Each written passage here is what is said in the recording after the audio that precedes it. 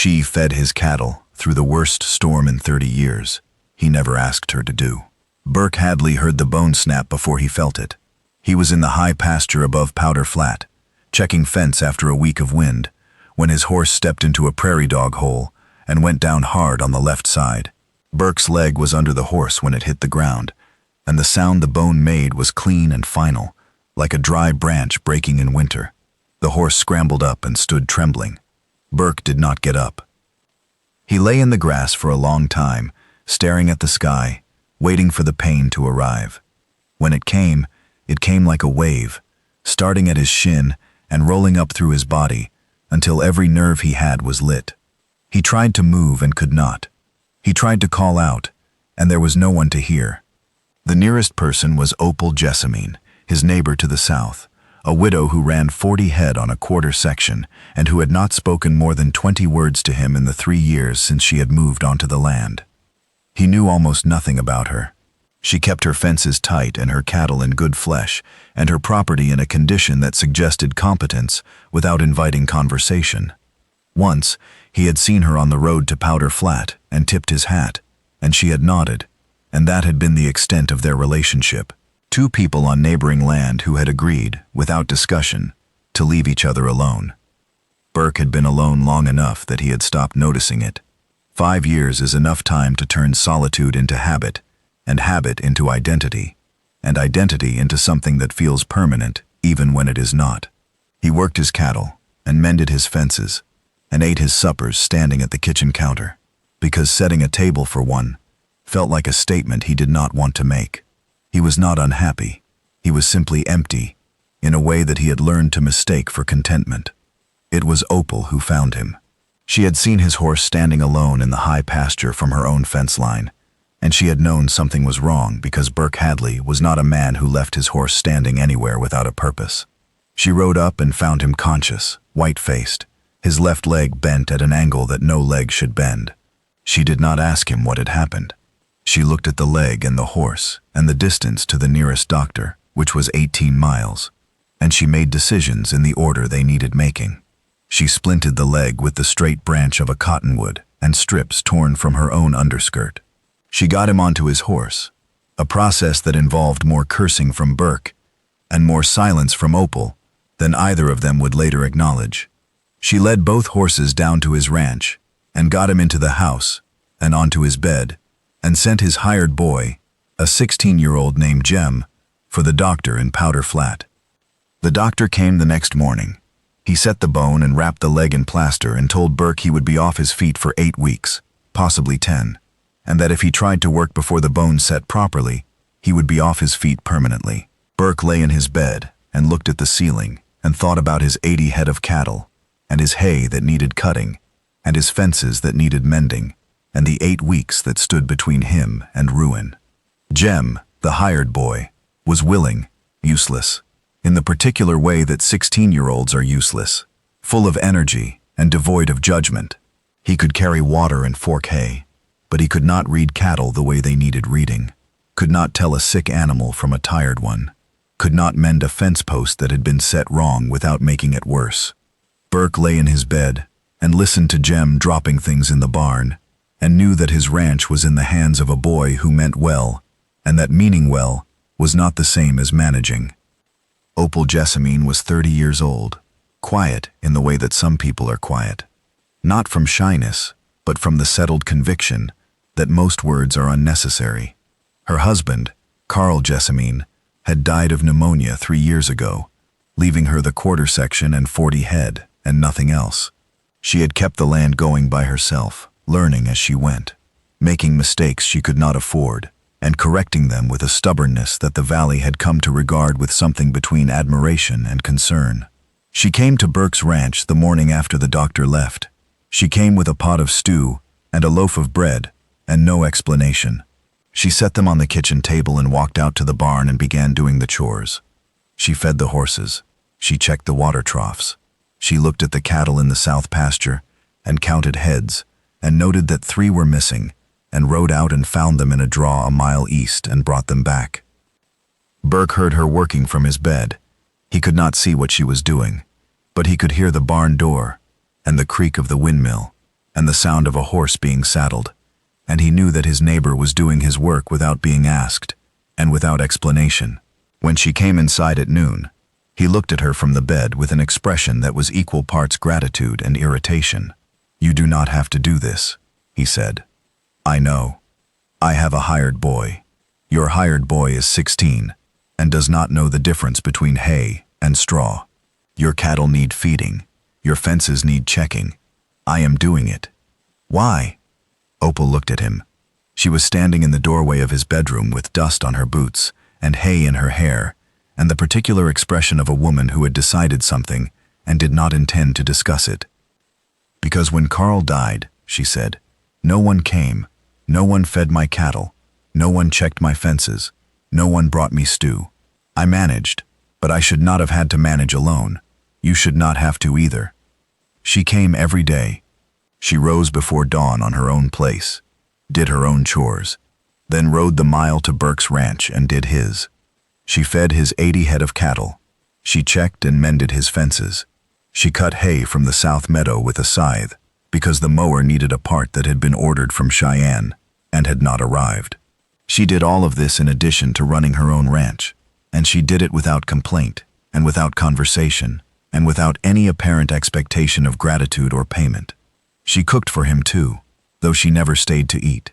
She left meals on the stove, stews and soups and biscuits, and once a pie made from chokecherries she had picked along the creek. The food was plain and good, seasoned with salt and pepper, and the kind of care that a person puts into cooking when they understand that feeding someone is an act of maintenance, not affection. Or so Burke told himself. He was not ready to consider the alternative. She spoke to Jem with the patient authority of a woman who had managed hired help before, and Jem, who had barely listened to Burke, obeyed Opel with a promptness that was slightly insulting. She organized the barn, fixed the mower when the part finally arrived from Cheyenne, and replaced 3 rotten fence posts that Burke had been meaning to get to since spring. Burke, confined to his bed, and then to a chair, and then to the porch with a crutch, watched her work, and felt something he had not felt in a long time. He had been alone for 5 years, since his wife had left him for a shopkeeper in Denver, a departure that had been humiliating in a public way that small towns specialize in. He had responded to the humiliation by becoming more alone, building walls of silence and work, and the particular kind of self-sufficiency that is really just loneliness, with a better vocabulary. Opel's presence dismantled those walls not by challenging them but by ignoring them, which was worse, because you cannot defend against someone who does not acknowledge your defenses. One afternoon in August, when Burke had graduated from crutch to cane, he limped to the porch and found Opel sitting on the step drinking water from a tin cup. She had been cutting hay since dawn, and her arms were sunburned, and her shirt was dark with sweat, and she looked tired in a way that went deeper than the day's work. "Sit down," he said. "Rest. I will rest when the south meadow is cut. The south meadow will still be there tomorrow." She looked at him over the rim of the cup, and something in her expression softened. Not much, but enough that Burke noticed, and the noticing felt like progress towards something he could not yet name. "You sound like Carl," she said quietly. "He used to say that. The hay will wait, the fence will wait. Sit with me." She paused. "I did not sit with him enough. I was always working." Burke lowered himself onto the step beside her. His bad leg stuck out at an angle, and the cane leaned against the rail. They sat together in the shade and watched the wind move through the uncut grass. And neither of them spoke, and the silence between them was not the silence of strangers. It was the silence of 2 people who were learning that being alone was a choice, and that choices could be changed.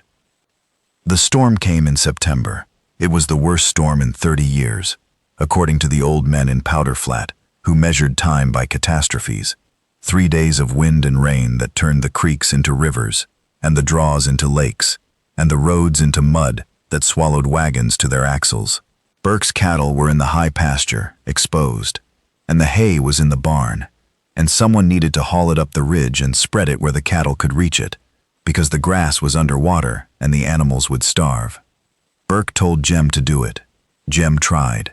He got the wagon halfway up the ridge before the wheels sank to the hubs in mud, and the horses refused to pull. He came back soaked and defeated, and said it could not be done. Opel arrived an hour later on her own horse, having ridden through the storm from her place. She did not ask what had happened. She looked at the mud on Jem's clothes and the wagon tracks that ended halfway up the ridge, and she went to the barn and hitched Burke's heavier draft team, the pair he used for plowing, and loaded the wagon with half the hay. Lighter load, more traction. She loaded Burke's wagon with hay bales and drove it up the ridge in driving rain, the horses slipping and struggling on the muddy track, the wind tearing at her coat and her hair. She made 3 trips. Each trip took 2 hours. An hour up, an hour back, and she made them in rain that came sideways and in wind that felt like it had hands. She spread the hay along the ridge where the cattle gathered, and she counted heads to make sure none had been lost, and she came down the 3rd time in darkness, soaked through and shaking with cold. The horses were blown and muddy, and she unhitched them and put them in the barn and rubbed them down and covered them with blankets before she came inside, because the horses had done the work and deserved the first care. Then she walked into Burke's kitchen and stood by the stove and said nothing. Burke was in his chair by the window. He had watched her come down the ridge in the dark, the wagon barely visible through the rain, and he had felt something break in his chest that he had not known was whole. He had sat in the chair and watched a woman do what he could not do, and the watching had been the hardest thing he had endured since the bone broke.